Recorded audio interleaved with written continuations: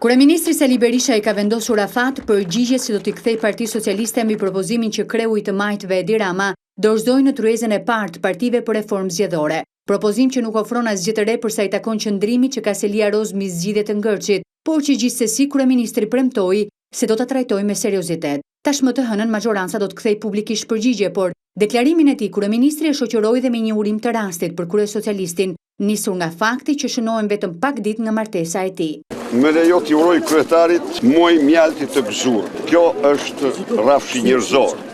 Pjesa tjetër e sigurt është që do t'i dorëzojmë përgjigje. Ditën e hënë do kenë përgjigjen tonë serioze dhe uroj që ata ta shqyrtojnë, ta trajtojnë me seriozitet. Këto komente kryeministri bëri pasi inauguroi në Marikaj pjesë e Bashkisë Voru Ujësiellësin rajonal. Investime vlerë 96 milion lek, falë të cilit do të furnizohen me ujë 7.000 banor të 4 fshatrave. Së bashku, gjatë 3 viteve që vinë, do të asfaltojmë çdo rrugë të kësaj bashkie. Se së bashku, do të ndërtojmë të gjithë ujësiellësat dhe kanalizimet për çdo fshat të kësaj bashkie. Do të ndërtojmë nyjen e re të Vorës. Gjatë fjalimit të mbajtur përpara banorëve të zonës, kryeministri tha se qeveria që drejton mbetet e angazhuar të zbatojë agjendën e saj të investimeve në vend. Ai tha se vendimi i pritshëm për liberalizim të vizave është tërësisht i merituar falë reformave të ndërmarra nga qeveria. Pavarësisht nga zhurma mediatike e atyre që kanë zero alternativë, qeveria vazhdon reformat e mëdha dhe të thella.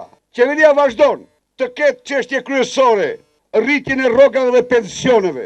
Nuk do ndalemi, por do ecim me shpejtësi drejt asaj kohe që dhe në fshatin shqiptar të mos ketë pension ndër $100. Qeveria, pavarësisht nga shpifja trillimi thashë themet, e atyre të cilët mendojnë se do shtrojnë gënjeshtrën në bukën e përditshme të shqiptarëve, do vazhdojmë infrastrukturën. Gjatë këtij mandati, Shqipëria do të ketë rrjetin rrugor më të mirë, më të plot, më të ri në rajon dhe me gjërë.